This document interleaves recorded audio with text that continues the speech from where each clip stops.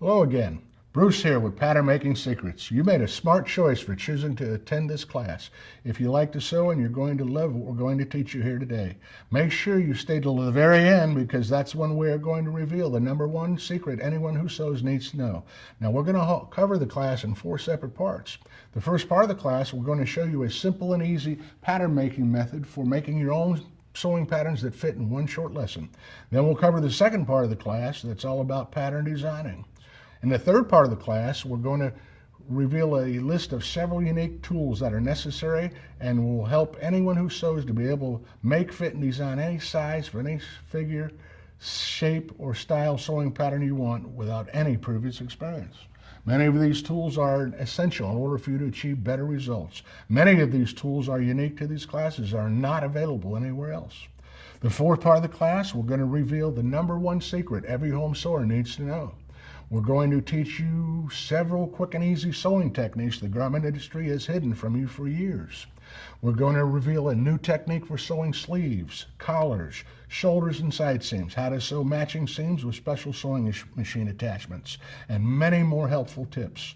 Again, you make sure you stay to the very end. These secrets are not available anywhere else.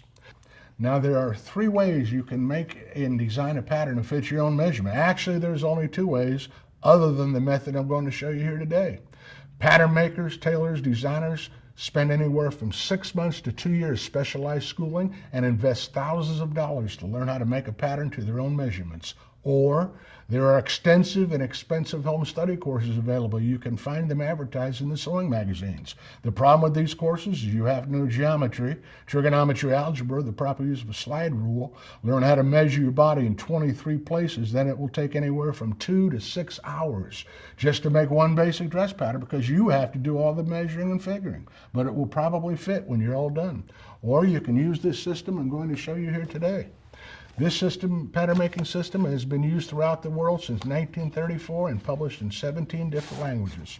One of the reasons this system is possible is there is no new styles. You've heard if you keep clothes long enough, they'll come back in style. You want to know how true that is? Clothing manufacturer, pattern maker, tailors, designers, only certain basic patterns which we use to create any known style. Every garment you'll ever wear or ever will wear consists of these basic patterns. If you had this system then shown you in your possession, you'd be able to duplicate any garments you've ever seen, any style, any fashion, for any member of your family. One of the reasons this system is possible is the human body is in mathematical proportion to itself. Many years ago, there was a guy who discovered this, and he did a drawing. The exact guy's name is Leonardo da Vinci. He drew a figure explaining every one of the body proportions. Length of your hands, length of your face, fingertip to fingertips, your body height. Your body's 8 and 7.5 heads high. Length of your nose, your forehead, your ear, and this ear here, all the same. Now, and there's only 3 figure types for man or woman. Now, by knowing the human bodies are in proportion to themselves, this has been reduced to 2 measurements. Remember in math class or in school, they would teach you about circles? If you know the distance around the circle, which is called the circumference, right? Isn't there a special formula to find out what's inside? Pi r squared is not one of them. There's formulas to find anything you want to know about circle. See, the same ideas have been applied to all these measurements we're showing you around the pattern here. By knowing the human bodies are in proportion to themselves, there are 6 mathematical formulas we use to compute these numbers, whereas by measuring like we do and finding out what's around you in these 2 places, bust and the hip, we can pretty much figure out what's inside. Now we're going to make the waistcoat for Crystal, so we need to bring her in here. And I'll show you how to get the proper measurements. To get the proper measurements, okay, stand right there. Face me. Put your arms up just like that. That's good. Anybody measure themselves like that? I haven't found one person now. With your arms up, you have to have somebody help you. Okay, put your arms down. Now you see where the tape is? You see how high that is? When you measure to make the patterns we gave you, get tape across the broadest part of the back. Get the shoulder blades in there. Men shoulder measure the same way to make the patterns. Now, then you tighten up underneath the arms. This is in that first place. A lot of bigger people gain weight. These will fit there too. Okay, turn around the front. High across the back, tight up underneath the arms, and you take it across the broadest part in the front. Now to get a proper measurement, you just take the tape, pull it up tight, leave it loose as you want. You don't stick your fingers in there for easily. These things are already been figured in. Crystal measures 130 centimeters. Okay, hold on, I'm gonna write that down. 130. Okay, now the next measure you're concerned with to make slacks, skirts, bottoms, and dresses is what we're going to call the hip measurement, or the biggest part of you below the waist. Now you can do this on your own because of course you can see down here. Where do you measure the hips? The little rule you want to follow. The little rule is this. If you intend to cover it, we suggest you measure it. So what does that mean? That means the biggest part. Okay, stand right there, face people, put your feet together, put your arm just like that. That's good. What you do is go right below the waist. Put the tape across the biggest part of your backside, biggest part of your derriere, well, that's biggest. Then you take it over the biggest lump on your hip. Some people's hips are down here, some middle, some up higher. You take it right to the biggest part. That's 1, 3, 2. Okay, thank you, Crystal. You can have a seat. Okay, now we're going to make this waistcoat. It fits above the waist, so of course we're concerned with 132. Oh, excuse me, 1 and 30. What you do as soon as you can when you get home, you want to rip your whole page off your leaflet like I've already done here. You know, you make your waistcoat first for practice, because of course practice makes perfect. You make this waistcoat first, because this is the one we make here to the class. And this is the one we're making on the tape. You pin your little pattern down, somewhere about the center of your board. What kind of board is this? It's a pattern making board. Most of you have this board anyway. You don't have to have the board to make the pattern. You can get an old box or piece of plywood, whatever you want. What kind of paper to use? Well, we carry some paper along in the class which is called vellum paper. Now this just happens to be the same vellum the garment industry uses for pattern making. It's a lot stronger than that tissue paper make a ready-made pattern on. It's wide enough for any pattern, front or back. Now we really shouldn't use the vellum paper in class to make the pattern. The reason I shouldn't use the class is when you tape it to the board, you can see right through it. When we have real larger classes, the ones in the back, they can't see anything but that board under there. Then they think that board under there has something to do with making that pattern. You understand these boards have nothing to do with making the patterns? Okay, good. Now,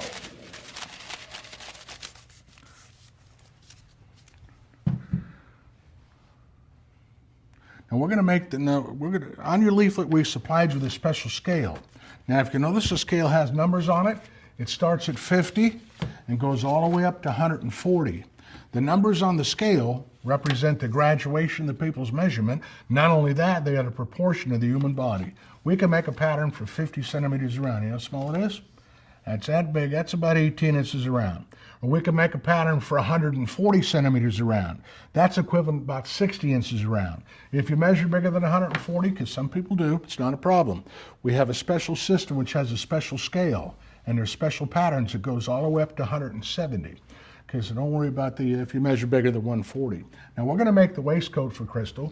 It fits above the waist, so of course we'll start with 130. Okay, now find 130 on your scale. Now the correct one is the line next to your number.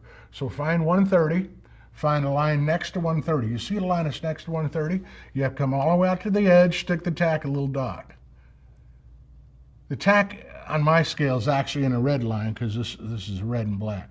Now the tack's in the scale according to the line next to 130, which is the biggest part of Crystal above the waist, because we're going to make the waistcoat, it fits above the waist. Can everybody go back to the page waistcoat? Now does everybody see the cross or X on the front of the waistcoat or plus sign? It's sort of hidden there in the center of the pattern. Who doesn't see it? Now's the time if you don't. Ask and you shall receive. You don't know if you don't ask. Everybody see the cross or X or plus sign? What does X usually do? Yeah, it marks a spot. So if X marks a spot, you see what I'm doing with the tack with the special scale? I'm going to place it right in the middle of the cross or X, the pattern I'm going to make, see, because X marks a spot. See, it's like pin the tail on the donkey, except you don't have blindfold on. Put the tack right in the middle of the cross or X. Now you see what we have? We have a tape and scale that revolves around your little miniature pattern. Now you can go anywhere, start anywhere, it doesn't matter. I'm going to start at the bottom neckline, at the center front, where the buttons are, where it says 19. Isn't that 19 setting on a projecting line? There's a little angle line there, isn't there? Can everybody watch up here?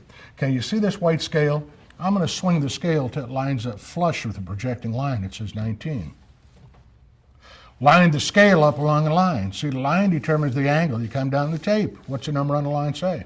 It says 19, right? If everybody could see the tape measure, could everybody find this number 19 on the tape? You can find 19, right? And then you can make the patterns we gave you. So all you have to do is find 19 on the tape, make a dot. See, all you have to do is read numbers and make dots. That's all there is to it. So you see what your white scale's for? You see what the little projecting lines extending out your miniatures on are for. The white scale and the projecting lines, they meet, they come together. Listen to this. All you have to do is copy. Copy each projecting line and the number that's on that line. So see what that white scale is for? So you can copy the lines and numbers. Now you can go anywhere, start anywhere, it doesn't matter. I'm going to go clockwise. Next I'm going clockwise what? 19.5? I mean 19.5? Same thing as a half, isn't it? Now listen, how do you know how far apart to go to make the next dot? Yeah, that's the next projecting line of your miniature design. See the white scale? Swing it till it lines up along the next projecting line.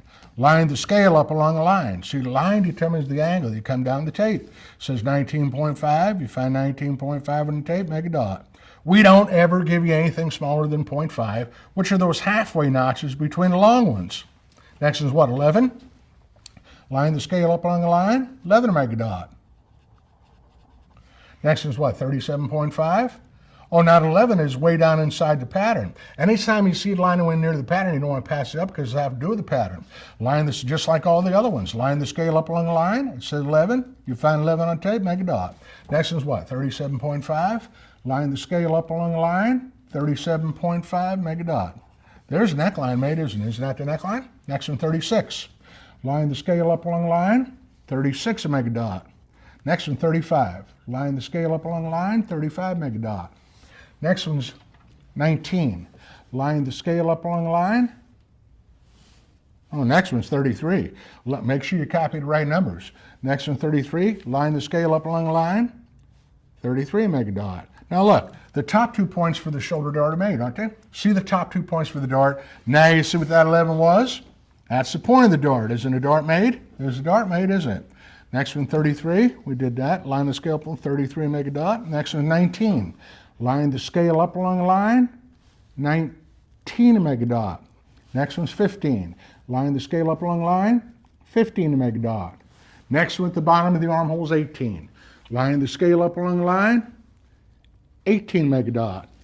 Now look, there's the armhole made, isn't it? Isn't that the armhole? Next one at the waist is 18. Line the scale up along the line, says 18. You find 18 on the tape, make a dot. See all the bodice dots, including the waist up, are marked to number 130. The tack is still on the scale, according to the line next to 130 when I mark the waist at 18, isn't it? Okay, now, Crystal is a little different below the waist, isn't she? Who isn't? Remember we said making a pattern to fit your own measurement, we can take care of the two size problem different from top to bottom. How do we take care of that? That's no problem. What do? Yeah, you take the tack out of the crosser X, out of the biggest part above the waist. What's the biggest part of Crystal below the waist? 132, right? Where do we put the tack now? Remember it's a line next to 132? On my scale, that would be a black line. You see what changes? Where the tack goes in the scale. So what we're trying to tell you is when you have a one-piece dress, a coat, or a jacket, we'll only give you one cross or X. Why? It's all you need. Now the waist dot was marked to the 130, wasn't it? Now you put this back in the same cross or X, there's only one. Now you'd make all the dots below the waist according to what number? 132. Next is what? 26. Line the scale up along the line. 26 to make a dot. Now listen, the 26 was made to 132, wasn't it? Next is what? 21. Line the scale up along the line. 21 to make a dot. What's the last one? 20. Line the scale up along the line. 20 to make a dot. Now listen, all the dots below the waistline were made to what number? 132. You understand how we can take care of a two-size problem, different from top to bottom? Of course, if you don't forget to do what? Change that tack, right, including the waist up, 130. All the dots below the waist, 132. Okay, now we're done with the tape and scale thing, so we'll take it out. Now we have a piece of paper with a bunch of dots. Now what are we going to do? We're going to play another game. It's called Connect the Dots. Remember the coloring books we had? They had numbers of fellow, didn't they? We don't need numbers. All you have to do is leave your little guide pin down and copy a straight line, a curved line as indicates. Now, it's kind of hard to do that freehand. So in these classes, we use a couple tools that are shaped differently than any tools you've ever seen. The tool that we use for above the waist is what we call our designer's curve. Now, if you notice a little bit of difference, what's the difference? Notice it has two circles on it, doesn't it? Why in the world have two circles? One to talk in, one to hear out of. It looks like a phone, doesn't it? How many of you in here knew that the armhole on your pattern is different front and back? How many knew that? Of course, if the sleeve cap is different, right? So you see what the difference is between our designer's curve, a French curve, and any other kind of curve you'll find. Notice ours has always had the front. See, here's the front and here's the back armholes on it. A lot of difference in the curvature from here to there in the front and back armhole. What it amounts to is all the lines from the waist up. This is the tool we use to make the lines. We use it to make all the armholes front and back, all the sleeve caps front and back, all the collars, all the necklines. What is it for? It's for pattern making and designing, like we showed in the first two parts of class. You know what you can use that for? Correcting on a commercial pattern. Now the tool that we use for below the waist is shaped altogether differently than that tool. The tool that we use for below the waist is what's called tailor's curve. Now these tools, they were first made available to the sewing public through these classes in 1976 and 1977. This one was originally designed in one piece. It was an inch long in the center right there. It was an inch long in the center. It was all hooked together. It was all hooked together, looked just like that. You know what happened to these tools we take in the stores to see if they carry these for? You know what they said about it? Especially this thing here. What do you think said about that? First of all, that thing's too long. We don't allow that much space for sewing on them. You know what they said about these? We already have a French curve. We already have a fashion curve, one circle on it. You'll find numerous different shaped tools or curves that were supposed to be used for patterns. The designer's curve and the tailor's curve, they are kept exclusive in these classes. This one's self-explanatory. This is your hip curve. This is your outside leg on slacks, skirts, bottoms, or dresses. This is the crotch curve on pants. This is the back crotch curve. This is the front crotch curve. This is the inside leg. This is the upper inseam. This is for everything below the waist, slacks, skirts, bottoms, and dresses. We also use this in tailoring when we draw two-piece suit sleeves. Right there is a two-piece suit sleeve. We also use it when we're drawing lapels on jackets. We use it for drawing out coats and men's patterns. We also use it for drawing out coats and jackets. What is it for? It's for pattern making design, like we showed in the first part of the class. What you can use this for is also used for adjusting and correcting on a commercial pattern. Now we're going to play connect the dots. On the front of your pattern between 19 and 20, isn't that a straight line? It's straight on a little pattern, isn't it? Some of the lines you need a yardstick on, because see this straight edge here, it's not long enough for some of the front or backs. And we'll just sort of have to eye it. Some of the lines you'd need a yardstick on. This would be one of them. How about between the 20 and 21? Isn't that straight? That's straight across the bottom. How about across the bottom of the pattern? That's straight across the bottom. How about between that 18 and 26? That's straight between those 2 points. What about the side seam? That's straight line also, isn't it?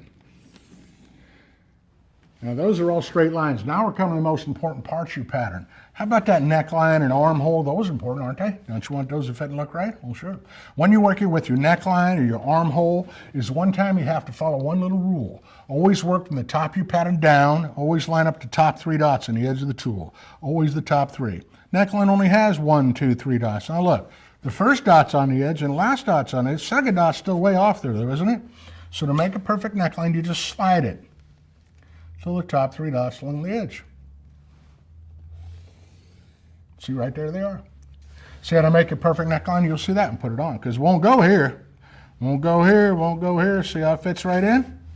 Bam, makes your perfect neckline. You'll see that and we'll put it on. Now the next is the armhole. Remember the little rule you want to follow? Always the top 3. Now we're working on the front armhole, right? So we'll have to use the front arm half.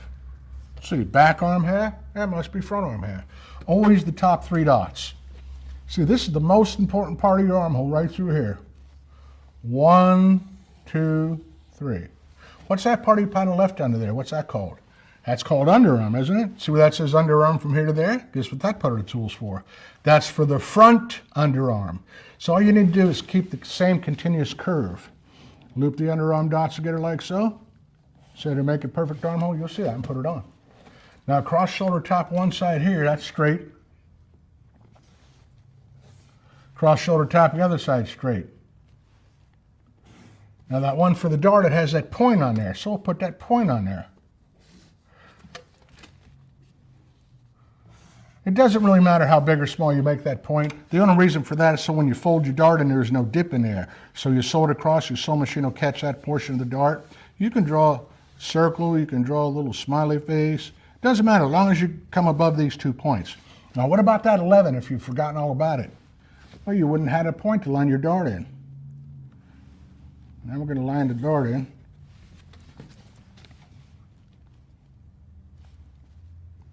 Isn't dart made? There's a dart made, isn't it? See what happens if you forget the 11? You wouldn't have any point to line your dart in. Now, how about those buttons? That starts from the second dot in the neckline. From a second dot in the neckline, I have a grid here. I make sure the front line of the pattern is the same grid line up top here, up top right here, as it is down here. Then we draw a straight line.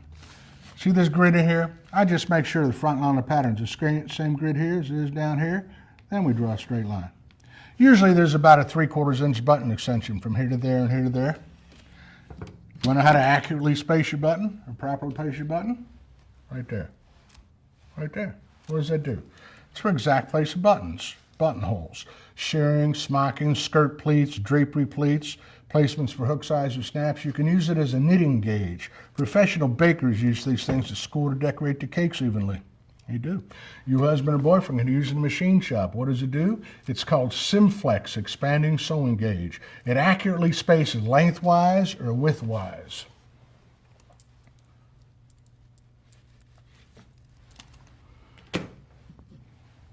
Oh, I forgot to put buttons on there.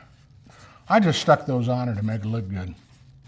Now, how about the arrow on the pattern? What's the arrow for? Yeah, that's for straight material.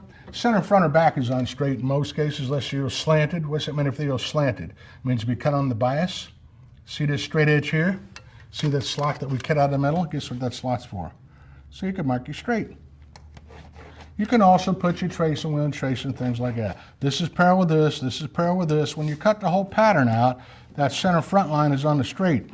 Now you see the broken line on your pattern, the dotted line. Remember, that's the waist. If you want to draw the waist on your pattern, how are you going to do it? Starts at the 18 at the side seam, but there's no point in the front to connect it. If you eye it, it might come up crooked like that or like that. It's parallel to bottom. We measure from 26 to 18. See how far it is from here to there? From here to there. Then we come up from the 21, the same amount, from here to there. Make a little dot.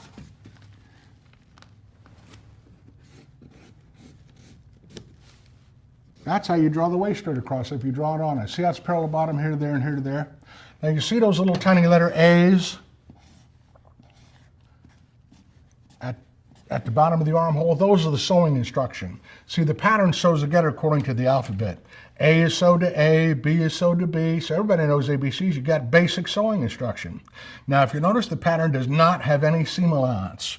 It does not have any seam allowance. You have to add the seam allowance. How are you going to do that? Well, any way you want to do that is up to you. Fastest, easiest, most accurate way to do it. I like to use the small rotary cutting tool and the special seam allowance guide arm and cut the fabric out right away. Listen carefully. Cut your pattern out along the seam line, which is the solid line. Lay your pattern right on the fabric. You understand your pattern's laid on fabric? Release the safety latch off the blade. How much seam allowance you want? Quarter, half, 5/8.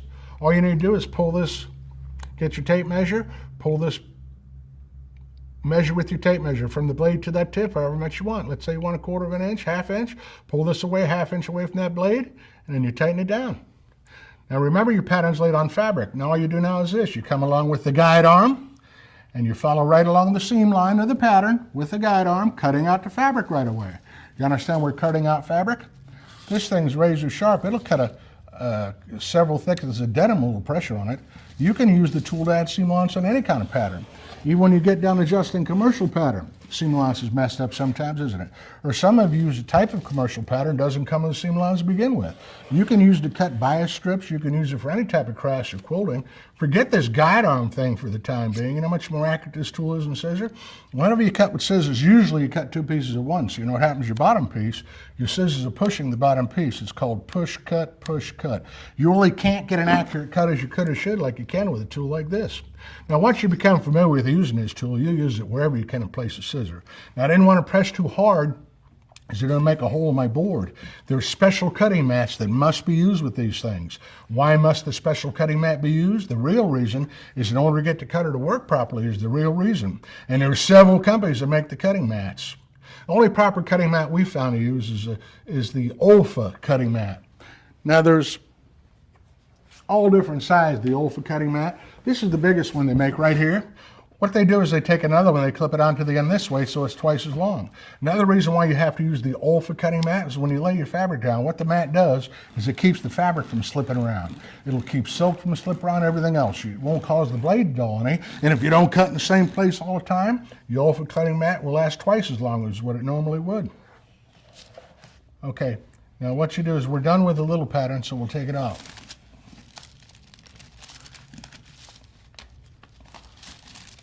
Now what I always like to do after I make one of the patterns, I like to put a piece of clear Scotch tape right over the hole, right over the X. That way the hole on the little tiny pattern we gave it doesn't get any bigger. You understand, if you ruin these little guides that we have, you're out of business. That way you'd have patterns forever.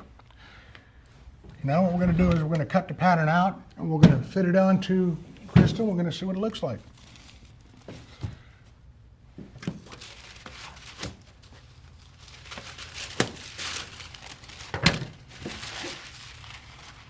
Now these scissors we're using here, we've had them in class for 29 years. They'll cut just as well, if not better, most people say better, than the finest quality scissor your money could buy, yet they're about half the price.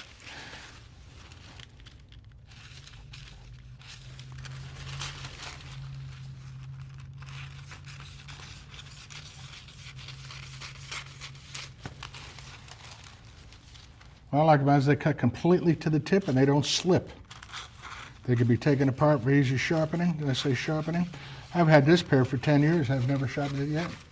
You can cut paper with it. I know you say you're not supposed to cut paper with scissors, but it doesn't harm these. Paper will actually sharpen these. As soon as we get this cut out, I'm going to go ahead and fold the dart in.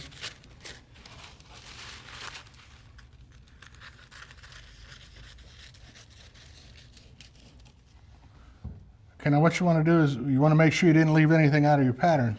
So what you want to do here is, you see the bottom shaded in portion or shadowed in portion on the little pattern? That's a dart. That's a fitting dart. So we're just going to write there dart so you don't forget it's there.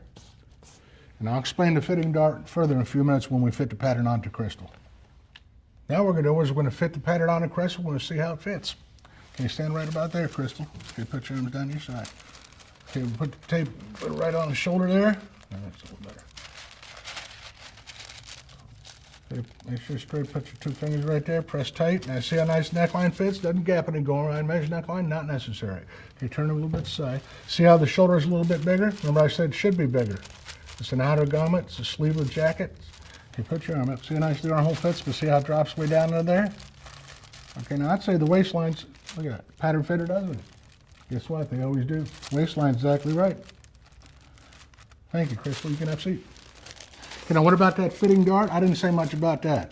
This fitting dart here, the main thing is when you crease the waist dart, you crease it directly in line with the shoulder dart, parallel to the grain if you're going to sew that dart in. If you have a large waist, you leave that hang loose like a coat. If you want to sew it in, you pull the bulk of it out at the waist, mark that much off with your chalk and sew it in. It's an optional dart. You can wear the waistcoat fit or you could leave it hang loose like a coat. That's an optional dart. Now the second part of the class has to do with pattern designing. Now the whole key to this designing is if you have a pattern that fits, you can do this. If you made the pattern to your own measurements, it has to fit, providing that you didn't do something drastically wrong. And we told you what to do even if you did. All you do is if you make a pattern that's too big or too small, you just move the tack up or down on the scale. Now the first rule of dress designing is what we call redesigning a bust dart. Let's say that Crystal doesn't like the shoulder dart. Maybe she likes the dart from the neckline, which is a neckline dart. Maybe she wants from the armhole, which is an armhole or English dart. And a dart below the waist, French dart. Let's just go ahead and make one from the side, which would be a side dart. Now to redesign a bust dart, you lay your pattern flat. You draw in your new design anywhere from the waist, anywhere from the side, anywhere from the armhole, anywhere from the neckline. We're going to draw it from the side because we want to have a side dart. As long as you draw it back to the point dart you don't want. Now, one lady said, well, how'd you know to start it here? You can start it here or here or here. Put it this way, the lower your bust, the further down you want to make this line because the upper dart line gives you more youthful look, makes you look a little higher. You can draw it from the armhole, draw it from the neckline, draw it from below the waist, be a French dart. As long as you draw it back to this point, doesn't matter where. Now, you don't want the shoulder dart anymore, so what do? You would tape it shut. And when you tape the shoulder dart shut, look what happens to your pattern. When you tape the shoulder dart shut,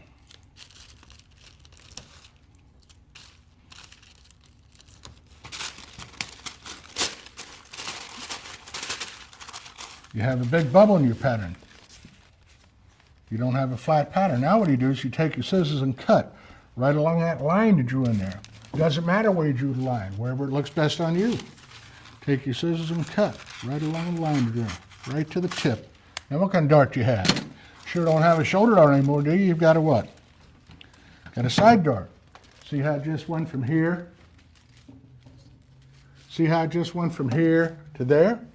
Redesigning a bus dart. That's the first rule of pattern design.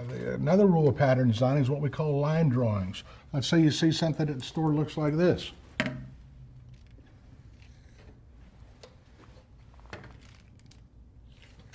What is that? That'd be an empire waistline. You cut your pattern in half, spread for seam lines, you got an empire waistline.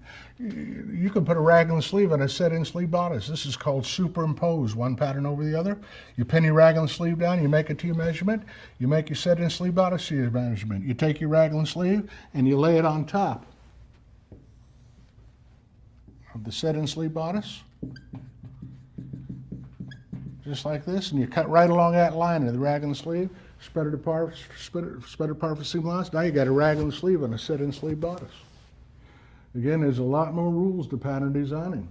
If any collar going in neckline, let's say that Crystal wants a collar. Pin the collar. Collar's made of what number? 130. What number of shoes make her neckline? It's made 130. You think the collar is going to match a neckline? Has to. It's made with the same measurement. Any sleeve goes in any armhole. See, all the pattern pieces are interchangeable because they're all made with the same measurement. What number is Crystal used to make the sleeve? 130. What number of shoes make the armhole? She used 130 to make the armhole. You think the sleeve will match the armhole? Has to. It's made with the same measurement. So again, you see how the pattern pieces are all made to be interchanged. Now, to be your own designer is really very simple because all you're doing a lot of times, you're copying what's already there. When you find the outfit you want to make, all you have to do is look at his pieces, make a sketch of it. You go to a store and look around. You go through fashion magazine. When you find the outfit you want to make, all you have to do is look at his piece. What kind of collar does it have? Make a sketch of it. What kind of sleeve is it? What kind of bodice? What kind of skirt? After you have a sketch of the basic shapes, the patterns you need, then you come to the system and try and find them. Now that's where I can't help you. There's 280 models in here, and there's every basic pattern you ever need. You just have to find it. The easiest way to do it is to start from the first page. Let's say you can make these models as you see them, although there's no styles or designs intended in mind at all. You know what these models are displaying? The basic shapes to every pattern. This is model 1. Let's say you want that sleeve. So you go in the back. It's all the miniature designs on the back of the page. Loose sleeve. Watch this. Pin the whole page down. Your pattern making board first, and then you roll the vellum paper on top to make the pattern. Then you put the tack in the scale according to the line next to 130, and then put it across and make that sleeve. See, if you do it like we did earlier, if you put the pattern page on top of the paper, what's going to happen when you go to make some of the smaller patterns on there is the page will interfere with making the dots. And then you put a piece of tape over the cross or X, you put it back in the library of patterns. Now you have the sleeve you needed. Then you go to the next page. So you have to look at the model as pieces. What kind of collar is it? What kind of sleeve? What kind of bodice? Oh yeah, that looks like the bodice I need right there. So you go in the back and just make the bodice part. You understand how you got your sleeve and bodice? You understand how the pieces are all interchangeable? Let's say you make slacks. Slacks will fit just nice that waistcoat. You go and pin a little pattern down, just make the slacks. So you see, you can make them as you see them, or the whole idea is to pick the pieces off the models because all the basic pieces are there. Now, once you have a selection of all the basic pieces and you've got your patterns, so it's really very simple to be your own designer. And you can do it if you have all the basic pieces and they fit you. The whole key to this designing, again, is if you have a pattern that fits, and if you make it to your own measurement, it has to fit, providing that, again, you didn't do something drastically wrong, and we told you what to do if you did. You just move your tack up or down in the scale. Now, for those of you that don't want to do your own designing, because some people don't, our company does it for you. See, 4 times every year. In the spring, summer, fall, and winter. Our designers will make up the new ideas for you. So if you don't want to do your own designing, our company does it for you. And what I'm going to do now is I'm going to go through the list of tools that we've covered. Some of them we've talked about, some we haven't. That way you know what everything is and you can decide what'll work and what's helpful and what is best for you. Now the first thing on our list here is the pattern making system. You saw me make the waistcoat for Crystal, and how nice the pattern fits. All the basic patterns there. There's 280 models and patterns included in the system.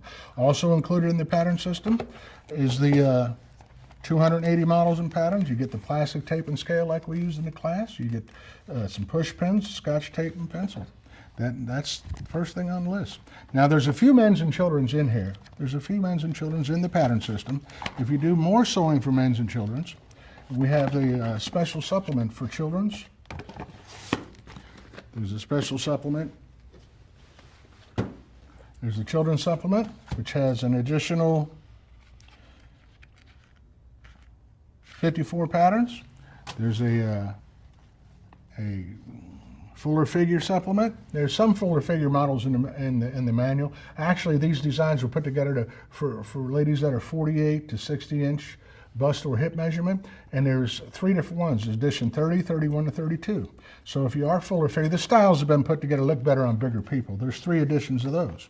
There's also men's supplement. There's a few men's in the system. There isn't too many, but there's a few. If you do any sewing for men, we have a special supplement for men, which has 67 patterns in it for men. No, 70 patterns. Then I explained the quarterly fashion supplements. We explained those earlier. Remember I told you that 4 times every year: spring, summer, fall, and winter. If you don't want to do your own designing, like I've shown you here today, by mixing the pieces around, our company does it for you. That's the subscription. If you just wanted one, they have a quarterly fashion supplement. They can be pushed separate. But it's better if you get all 4 because it's a subscription. Obviously, it's a lesser price. Now, the next thing after that is the 2XL manual. Remember I told you that the system will cover up to 140 centimeters or about 60 inches. If you measure bigger than 60 inches, you need to use the 2XL system. The patterns are totally completely different. The models are different. The scale is different. Included in there is the same thing you would get in the system, except you would get some,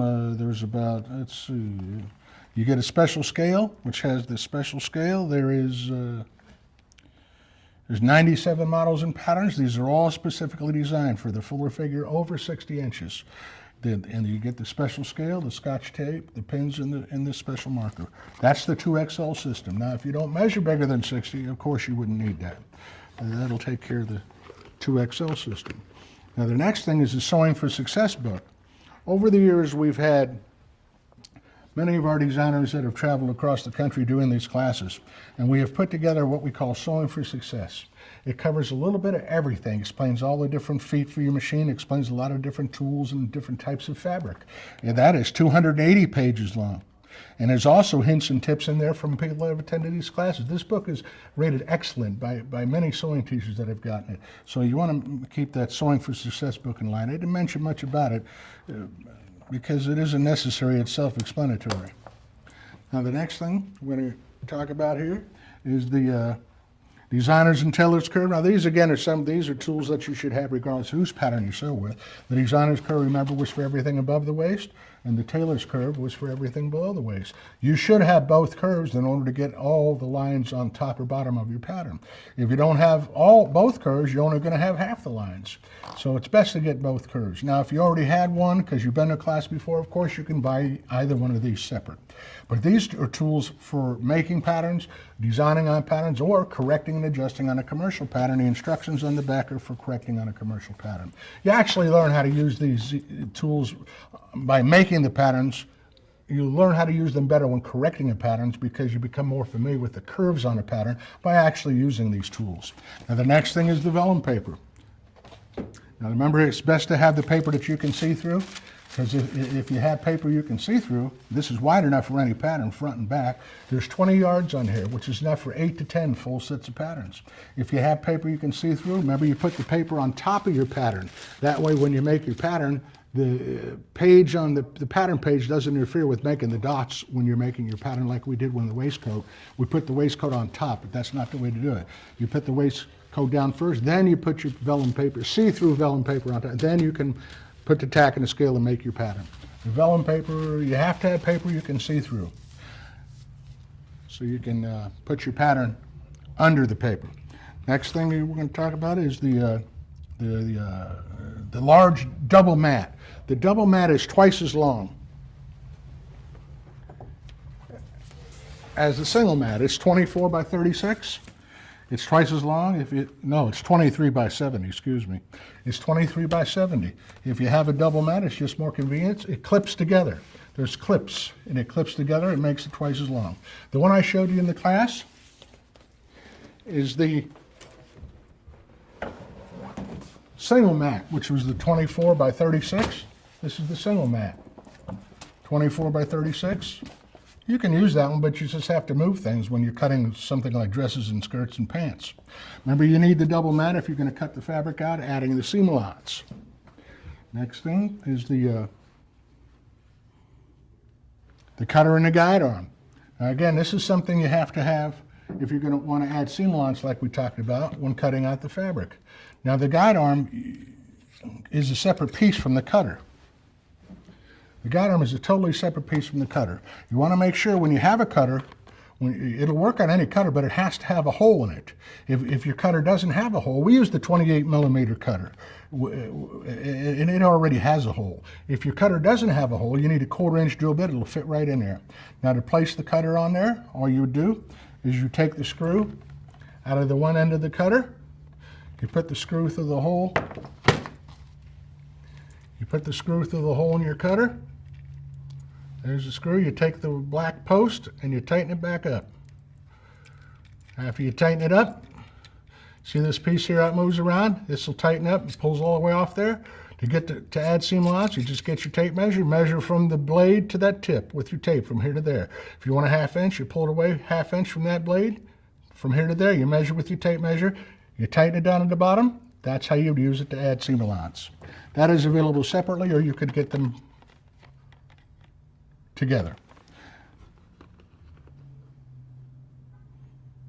Next thing is the design books.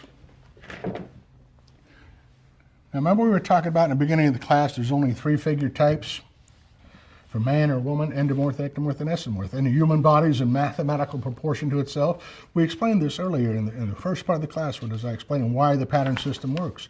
In the first basic design book 1, it covers the basic rules of pattern designing. It has all the basic rules. It explains what the figure types are, what's best on your figure type, what styles are best with your figure type. And then it goes on what shoes to wear, how to redesign the bust dart, it explains the 5 basic pattern pieces. Remember, there's only certain basic patterns. Talks about different line drawings. Talks about redesigning the bust dart. Talks about making different seams. Talks about making princess line, adding different yokes, draping, explains a little bit of draping. That covers a wide range of patterns. How to make a semi-A line out of a straight skirt. This covers the basic rules. If you're only going to get one, and it also covers a little bit about collars, a little bit about pants. If you're going to get one, this is the basic one you want to get first. Now, Design Book 2 is all about bodices, skirts, bodices, tops. This covers everything to do with the bodice. All the basic rules of pattern designing are covered in Design Book 2. Now, Design Book 3 is all about skirts and pants. This covers all of the basic rules, from a straight skirt to a straight leg slacks. You can draw all the styles just off those 2 patterns. Design Book 3 will cover all that. In order to do it right, if you want to be your own designer, it's best if you have all 3 design books. But like I said, if you don't want to be your own designer, like we talked about, the quarterly fashion supplements I mentioned earlier, our company puts those together for you. These are for convenience of people that want to be their own designer, and it teaches everything about pattern design for tops and bottoms. All 3 work as a set. They really work together, the 3 design books. Next thing is a roller foot. Now, roller foot I'm going to be explaining in the last part of the class. The roller foot is actually for problem materials. We're going to be explaining the roller foot in the 4th part of the class. Next thing is a walking foot. There's 3 different sizes of the roller feet. Walking foot, I'm going to be explaining in the 4th part of the class. Notice there's 3 different sizes of the roller feet and walking foot. Long, short, and slant needle. Most machines are short shank. If you have very few machines are long shank. If you have a Singer slant, an older Singer, it might be slant, it might be a slant needle. Most of the machines will take the short shank roller foot or walking foot. If you have a very, very expensive machine like a Bernina or a Viking, a top-of-the-line machine, usually the top-of-the-line machines, they don't take the standard size walking foot or roller foot. You'd have to buy it from the company made the machine. Otherwise, these standard ones fit 98% of the machines. Next thing is the Kai scissor. I explained to you that this is the biggest mill our company has, is the Kai scissor. You notice there's all different kinds of scissors on the website. There's the left hand, right hand, pinking shears. We use the 8-inch dressmaking shears in the class. Next thing was the Simflex expanding gauge. We explained the Simflex expanding gauge. That's not for places. That's for any kind of equal distance measuring. The Simflex is invaluable when doing button spacing, hooks and eyes, and spacing, and cake decorating, and all kinds. It's even used for machine shops and woodworking and quilting and stuff like that. You want to know more about that, you can read about that on the website. Next thing is the sewing instructional videos. Okay, here. The sewing instructions on the pattern system are A to A, B to B, C to C. Some people are new at sewing need a little more sewing instructions. The Sewing for Success book has some instructions in it. With the beginning sewing video, what you're going to get here is you're going to get 6 patterns that come out of the system, making a sleeveless jacket, gathered skirt, and a bathrobe. This is really for somebody that needs a little more instructions for sewing. Now the next sewing instructional video is the easy tailoring. Now the tailoring video comes with 6 patterns. It comes with a couple blazers, and you get the patterns. It has the slack, it has a dress pattern. Tailoring is more, this is woman's tailoring. If you need a few more instructions with tailoring, the tailoring video was helpful also. And you also get some patterns out of the system that came with that, and you can make those patterns. Last thing listed there is the Advanced Guide to the Pattern System. Now the Advanced Guide, what this does, this was put together over the years of people that come to our classes with questions. Every question that people had, we wrote down and we found out the main ones. The Advanced Guide to the Pattern System, it covers a little bit of everything in there. It covers the main thing people were asking. The Advanced Guide is very popular. Stretch fabrics, talks about drafting sleeves, fitting pants.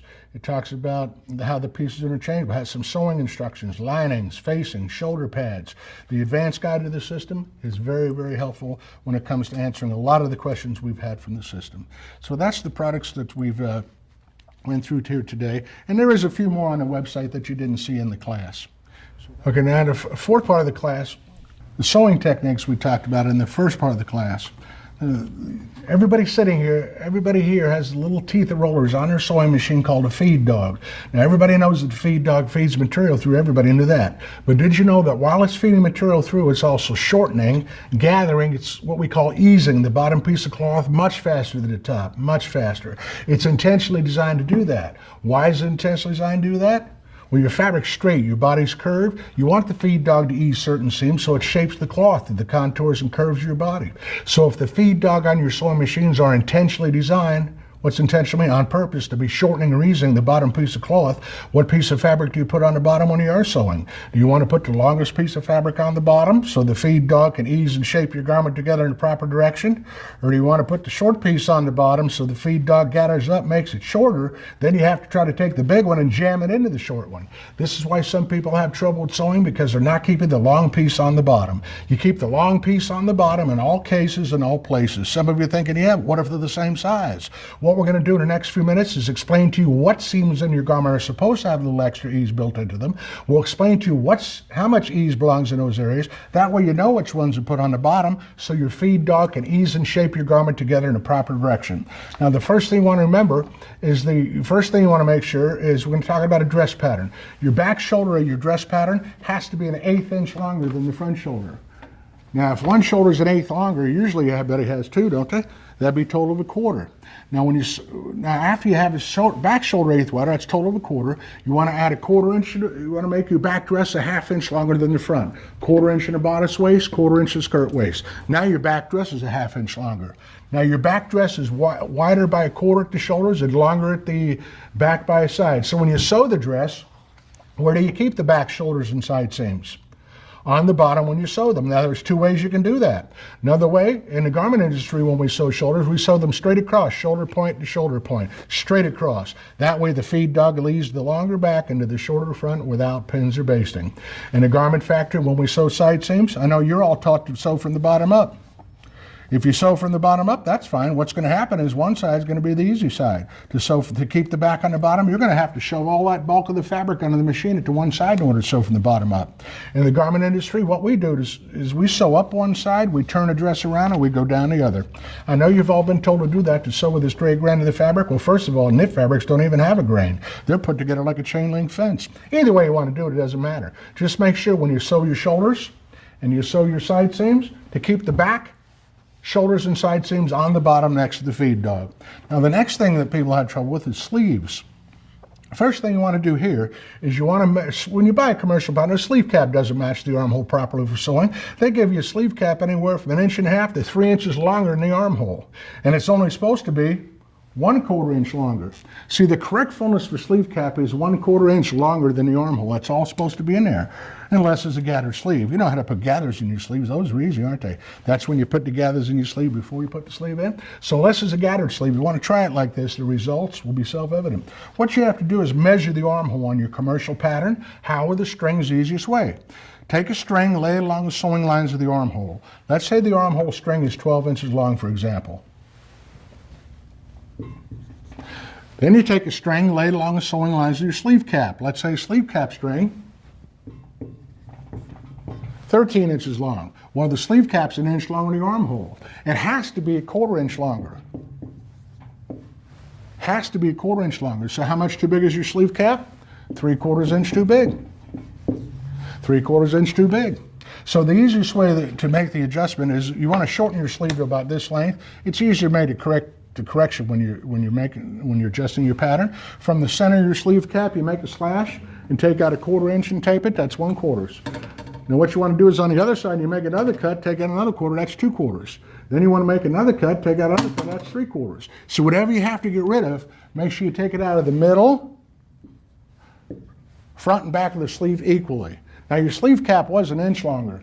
It's only supposed to be 1/4 inch longer. So we made an adjustment or correction. We taught you how to take out the extra 1, 2, 3/4 don't belong. Now you have a sleeve that's 1/4 longer than the armhole. How do you sew it in? Very simple. You sew the shoulder seam in first. Remember what we talked about when sewing shoulder. Keep the back on the bottom. After you sew the shoulder seam in first, then you want to lay the sleeve cap flat. You know, so that means everything's open. Now you sew the sleeve cap in before the sides, then sew up to here.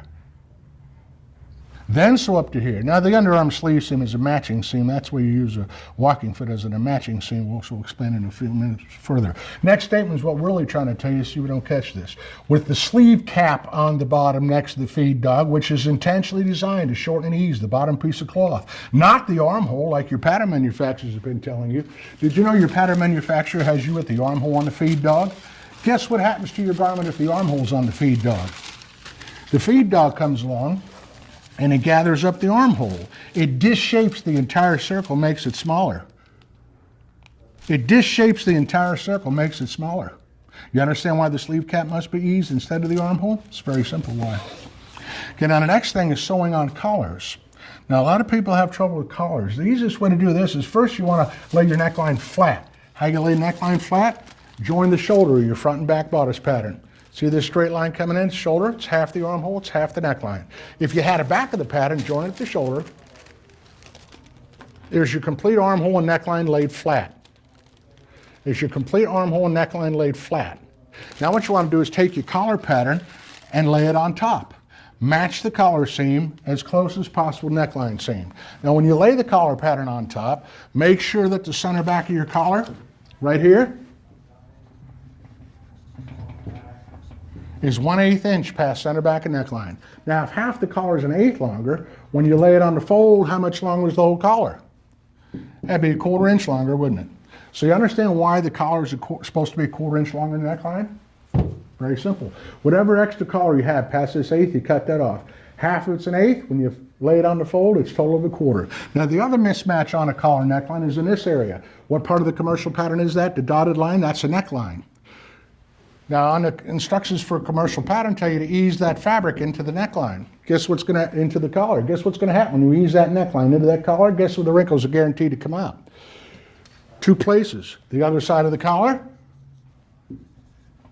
or the underside of the neckline. We don't suggest you ease that fabric in. It doesn't belong in there. What you want to do is you want to remake your neckline to match your collar by cutting through both together. All that means is take your scissors and cut right along the inside collar line, just like so.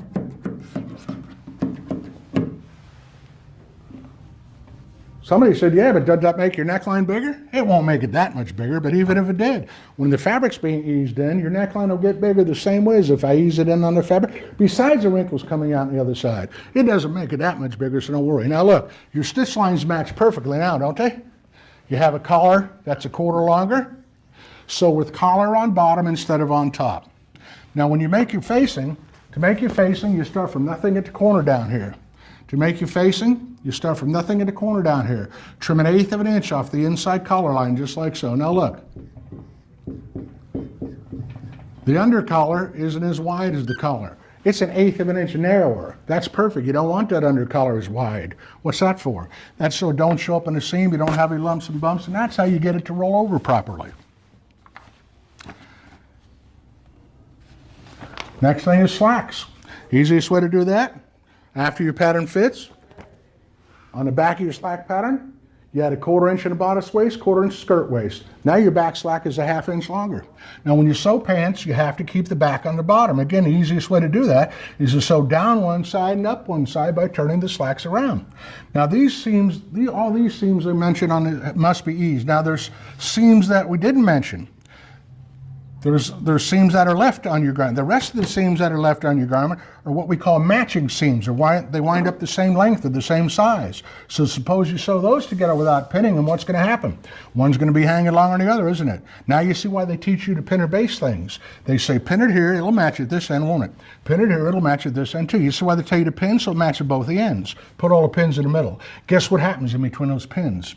Yeah, you still have the easing effect that's intentionally produced by the feed dog on your sewing machine. So in between the pins, there'll be puckers and waves, and it's going to look tacky. And this is what you refer to as homemade. So what do you do about that? How do you sew all the matching seams without pinning them? One lady says, I'll just pull that bottom piece so hard feed dog can't shorten it.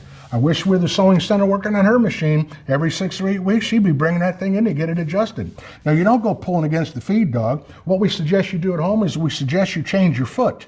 We suggest you sew all the matching seams on a garment. What are the matching seams?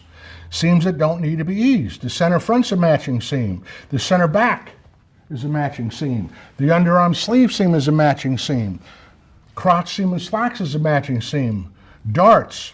We suggest those don't need to be, we suggest you sew all the matching seams on your garment that don't need eased with what we call a walking foot or even feed. Or if you have a FAFT, you have a dual feed built right in your machine. What's a walking foot or even feed or dual feed? It's an attachment. What it does is as the feed dog is shortening the bottom, what this does is it shortens the top along with it. So if it shortens the top along with it, it makes the fabric come up even without pins or basting. So if it makes the fabric come up even without pins or basting, where to use the walking foot?